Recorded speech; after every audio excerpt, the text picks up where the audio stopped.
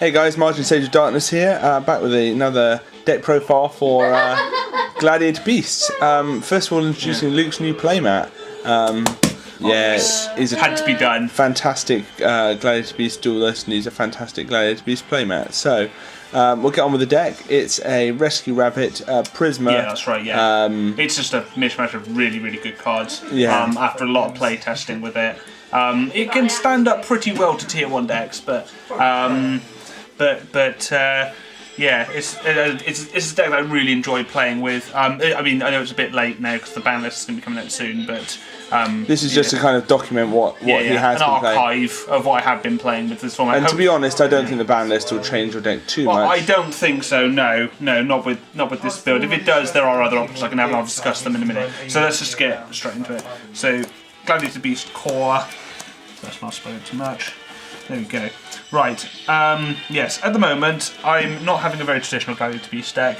I'm only just running one of each. I find, at the moment, that works pretty well.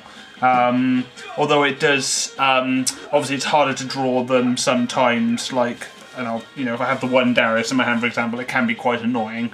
But I find that this deck loses when you just have too many monsters in your hand and not enough to protect them. So I've tried to sort of move away from the traditional Gladiator Beast deck and move towards a sort of more modern version. You'll see what I mean as you go through. So that's the core. They're all sort of self-explanatory. Some text. I run one Prisma. In my build, I took Prisma out, and I found that the plays sometimes were extremely underwhelming, and one Prisma has just really helped because you can just really take advantage of, if your opponent's got an open field or whatever, or no traps or anything, you can just summon a Prisma if you've got the Glad on the field, then yeah, just make a Geysasaur Heraclinos. It's one really nice tech. I only run the one as well because otherwise I just find a clump in my hand, which is a lot of the theme of this deck. 3 Andal, and only 2 Rescue Rabbit, which is why we're saying about the ban list, because even if Rescue Rabbit goes to 2 on this ban list, which a lot of people are saying it will, then it won't make a difference to this deck. I find 2 is just fine with these 3 normals. I think I've only ever had one game out of the hundreds I've played with this deck where Rescue Rabbit hasn't been live. So yeah, I mean, because things like Esadari make Andal live again. Yeah, that's right. That's right. You just constantly recycle it. So you go Rescue Rabbit, double Andal, and then recycle them back for Esadari. Yeah, and the Rescue Rabbit's live again. So. Yeah, absolutely. I mean, I think even if Rescue Rabbit goes to 1, I think it's still worth running purely because Andal provides something to the Gladiator Beast deck that has never been done before. The fact that it has 1,900 attack points, it is something that it can keep it on the field, which is the most important thing. Like, so you can follow up with a Prisma play next turn. It's just a really good way to stall out a few turns, because your opponent has to use resources to get rid of it, just because it's got that extra 100 attack points in the quarry, and you wouldn't think it would make that much of a difference, but it really does. So even if it goes to 1, I would still say it's still worth running the 1 Rescue Rabbit and 3 Andal, purely for the fact that it provides that extra boost in power. More text. 3 Torguide Sangan. We know how good these cards are, don't need to go into them. They provide so many massive plays. You'll see my extra deck a bit later. Grand Mole. I tried 1 Spirit Reap in this deck. It worked very well, but my friend plays 6 Samurais, and while Spirit Reap is really good for stalling out, it doesn't really help to solve any problems and deal with things like Shien and that. Grand Mole's just fantastic tech in this format with all Xyzs and Synchros and such. You can get easy pluses with it, and at the end of the day, at the very least, you can stall with it as well. So, and Gauze as well, just because the number of times I just sit with an open field and I've got no answer to it. Gauze is a really good way to, come back a bit if you've got a bit of a lackluster hand. So those are the monsters. That's 18 monsters. That's quite a good number. Although I don't really count Gauze as a monster, but so 17, 18 monsters. Magic's only really just some techs. Monster Reborn, Dark Hole, 1 Soul Taker. I find really helps because obviously a lot of the problem. Yeah, that was your idea. 1 Soul Taker really helps because a lot of the time I'm just one big monster's causing me a lot of problems there. That you can summon a monster, not fear Solemn Warning of Torrential Tribute, and then just follow up with Soul Taker. Takes out the Shining, takes out Chaos Dragons as well. Are still, and that's two top decks. I mean, Hero B, Bubble B, that both run Miracle Fusion, make the Shining, and Chaos Dragons is very important. And that's a tech they don't expect it in game 1. No, it is a really good answer. I always started 2 in game 2, but then you suggested me 1D1, you just put in 1, and it's worked really well since. Heavy Storm, sometimes it can be, this is a very trap-heavy deck, but I still like the possibility of opening up with a turn 1 Heavy Storm. You can just... You wouldn't side it and then main it in when you go second? I mean, Ping Zhao in Brighton sided Heavy Storm in his Dino Rabbit deck, which made me think about sort of maining it, but I think it's still worth running it. Because obviously a big problem with this deck is if they've got a heavy back row, then it can't keep up with it. 3 Mystical Space Typhoon as well, 1 book, and 1 Forbidden Lance. I ran 2, but I'm going to be trying out 1 because. What made you drop it to 1? Forbidden Lance is good, but I'm running another card in my traps, which you'll see in a minute, which I find works. It's better for the format that we're in, which is a very OTK format. But Forbidden Lance is still worth running, I think, because it can help against, if you summon a guy just and your opponent's sitting behind a nice Starlight Road, you can just chain Forbidden Lance, clear out all their monsters, and then just tap the game. Well, not tap the game, but get capitalise with Geyserus and not fear the consequences of Bottomless Trap or Starlight Evans and the likes. So yeah, it's all fairly standard magics. The traps, sort of my own creation. Well, no standard, but there are a few techs in here which I find work quite well. You got Mirror Force. Still find Mirror Force helps? Yes. I've had games without it because there are. Obviously, Dimensional Prison is probably considered a better card, and I do agree, but just it can really help you to catch up, and I felt very uncomfortable without it.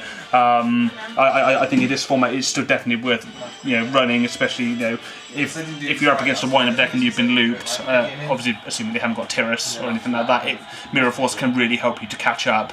As I saw in Tyler Tabman's game in one of the YCSs recently, I think it was in the World Championship qualifiers, he played he got looped, he played a Mirror Force, and it just completely caught him up after that, So I think in this format it's definitely still worth running.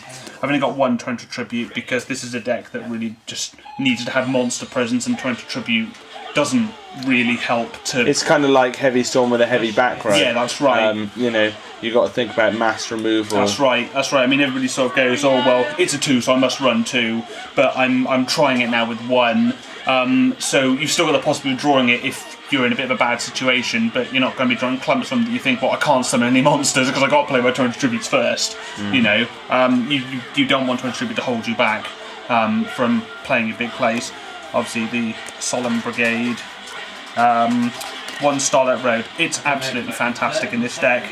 It's proven itself this format from obviously like Heavy Storm, Darkhold, Mirror Force, Torrential Tribute.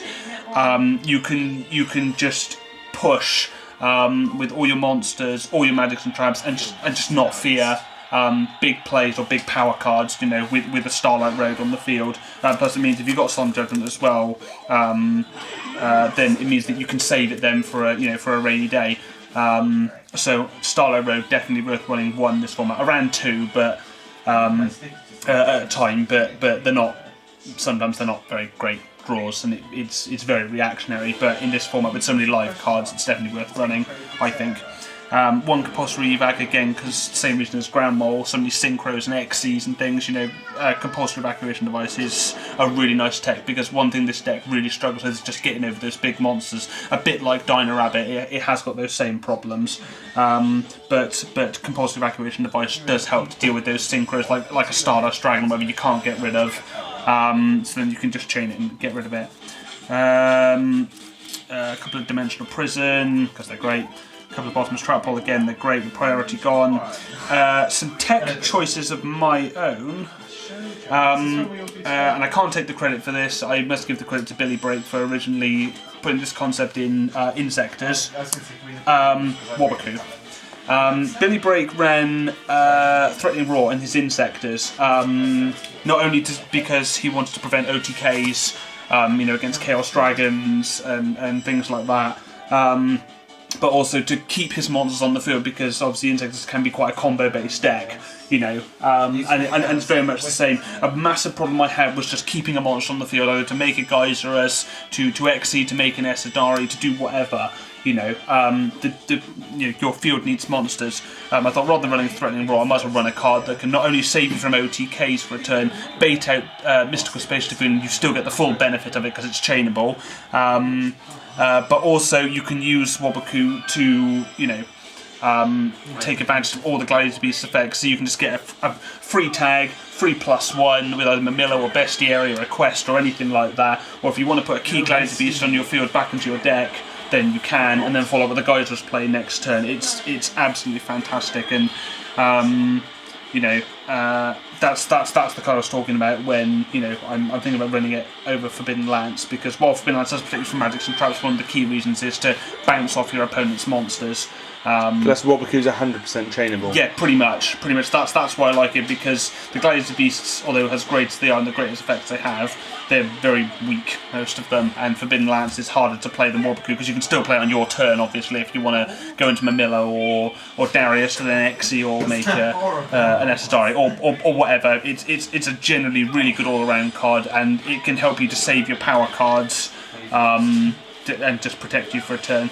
And I got a couple of Call the Haunted as well, which again are really nice techs, especially if you've got a Geyserus in the grave. I've done that so many times. Sometimes I'll just leave him on the field, and they'll be like, "Oh, he didn't tag, he's silly," Then they'll go Dark Hole him. Yeah, then they'll set a card, maybe or summon a couple of monsters or whatever, try and push for a game in the battle phase. I can then just play Call the Haunted and just blow them both up and get a free +2 with it, and I do it quite often. Or you can also use good for recycling Bestiary, so you go Prisma, right. drop Bestiary, and then Call the Haunted to bring back Bestiary. There's just so many plays you can do with it.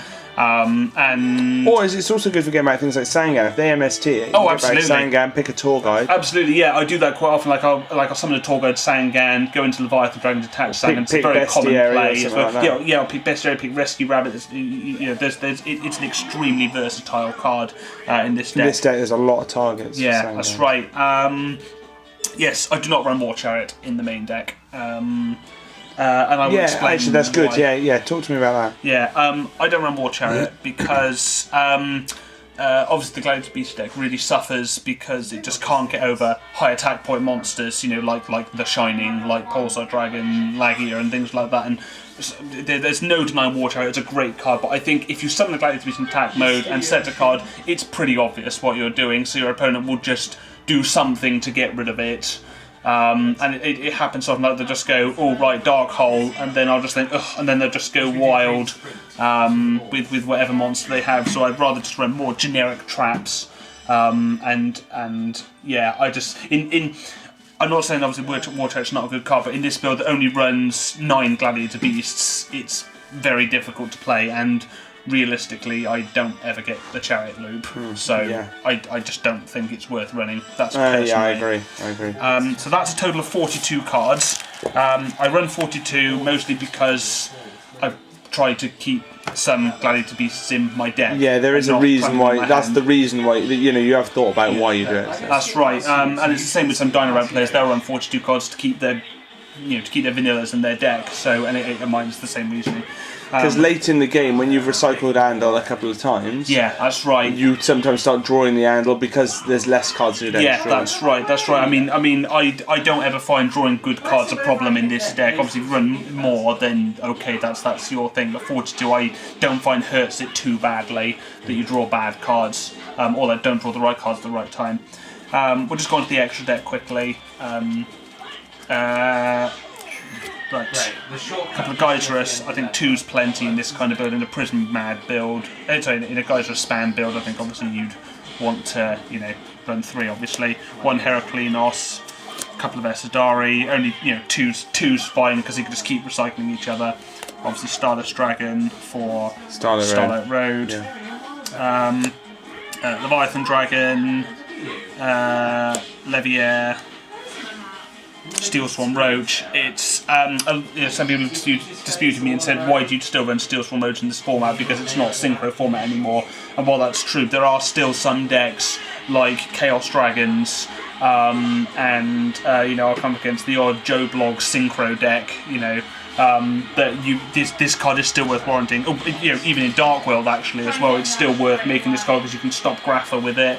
Plus he gets a boost as well from Gates of Dark World, bring up to 2200 as well. So that's pretty good. Quite odd choices. Lagia and Dolka. I may need to go into my side deck to explain that, although it's probably quite obvious why I run those.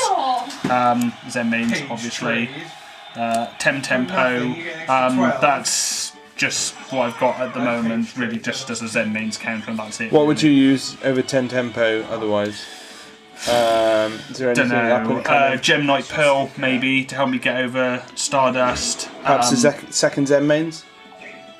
Probably not. I don't make rank 3s very often, only really with Tour Guide, and I don't ever find myself needing to make 2 Zen mains, really. Because I've got most of them with Tour Guide. I'm making this guy, which I hope it doesn't get banned, because it's just it makes this deck what it is. It's so good. It's the reason I run Tour Guide.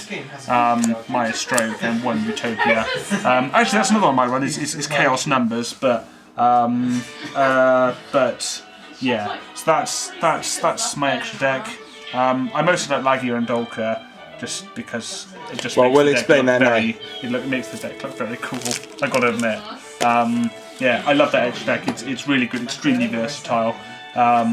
So come on, go straight to it. What's with Lagia and Dolka then? Okay, right. So Lagia and Dolka, obviously, as you probably guessed, in the side is 3 Guaiba. What I'm trying to do with my side deck, you don't have to take this this is only my play style.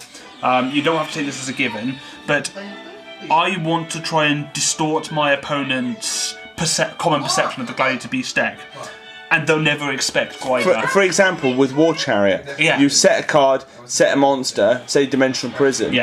And they go, summon a monster, and they say, that's War Chariot, Dark Hole, and then I can go mad, explosive plays, attack, Dimensional Prison. Dimensional Prison, or whatever, You've got to be careful with theme decks like Gladiator Beasts, because they've got so many generic, Gladiator Beast support cards, that's right, that people will suddenly see a set card and go, well, this is Gladiator Beast, that must be this. Yeah, exactly. And that puts you at a disadvantage if it is that card, because they already know a card. But if it's not, you can play mind games with your opponents, and I think Guaiba, people, I use this on Dueling Network, and people never see it coming. They're like, oh, Guaiba, and then it can either make them waste their effect veilers, or I can bring it back with Call the Horns or whatever. It's a really good card against things like Insectors and that, to make up obviously for the fact that I don't run War Chariot, because I'd rather have a Dolka than a War Chariot. There are just some decks that you can just really take advantage of this with.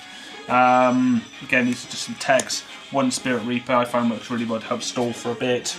Obviously against the right deck. Snowman Eater, if I'm... Hero Beat. Well, I put this in specifically in games of attrition, where we're fighting out to maintain a dominant field. Like mirror matches, obviously you don't get many of those, but mirror matches, Dino Rabbit, Boa Beat, 6 Samurais definitely.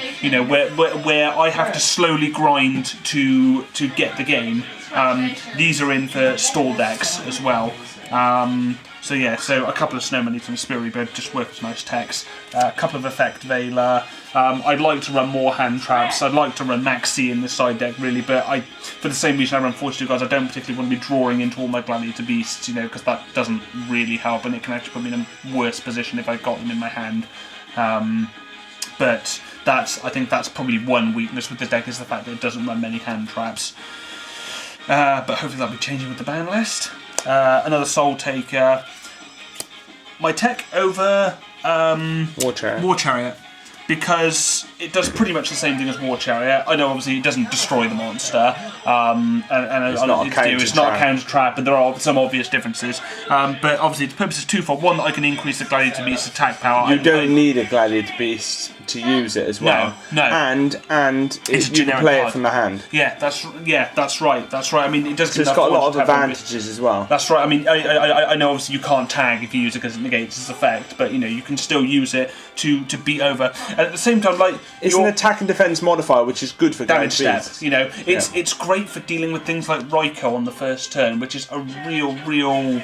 It's just awful. I hate it. And Snowman Eater as well. You don't have to think, right, okay, I've got to wait a turn because I've got a set War Chariot. I can just go straight away into Forbidden Chalice. And your deck's about pushing very quickly. Field dominance. That's right. Forbidden Chalice is a very versatile card. Plus, like you say as well, if people think it's War Chariot, they're gonna use something to get rid of the Gladiator Beast or put it face down, the Book of Moon or whatever. And then actually, it was just Forbidden Chalice, so you've just wasted your power card or whatever. Again, just trying. And that's important in a game of attrition. Yeah, which I find myself in quite often. One Dust Tornado again for attrition games, Gravekeepers, Hero B, mirror matches, whatever. I find the Dust Tornado helps. Now, just very quickly, I'm not going to. I could probably go on for a whole half hour of why this card is so good. If someone were to come up to me and say to me, and I've said this to you before, if someone were to ask me what the one card in this metagame has been that will counter every single deck there is besides Dino Rabbit, I would say it's this 3 cards I've got here. Oh yes, that's right. Macrocosmos is quite simply the dog's bollocks. Yes, pretty much. It is the dog's bollocks. It is the best card in this game at the moment. It is the most versatile card in the game at the moment. It hurts everything. There is not one deck it doesn't hurt besides Dino Rabbit and obviously anti-meta. There are a couple, but it hits everything. Insectors, Chaos Dragons, Wind-Ups. I put it in against Gravekeepers, Hero Beat, Joe Blogg's Synchro deck.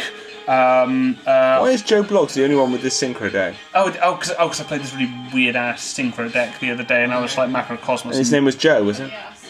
Or did you call him Mr. Bloggs? Yeah, I call him Mr. Bloggs Synchro deck. No, it's every single deck pretty much. You can use it against. And I just find it works extremely well, because you can just take out the Call of the Haunted, put in the Macrocosmos. Again, people don't see it coming because they go, right, okay, it's a graveyard-oriented beast deck. Then you can just put in Macrocosmos, and again, people just don't see it coming. And so you'd obviously take out things like Call of the Haunted. Oh yeah.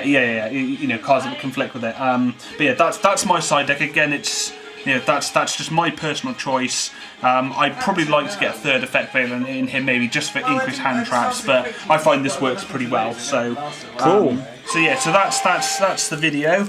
That's the deck. I see. Again, I know there's not a lot of time now before the end of the format. Hopefully the deck won't change too much. If Bestiary goes to 2, I might try and remodel my deck a little bit, but as always, like I said, we'll put another video up and then let you guys know what changes I make. So yeah, hope you've enjoyed it. Hope you'll get something out of it. Leave any comments or whatever at the below. And yeah, happy doing.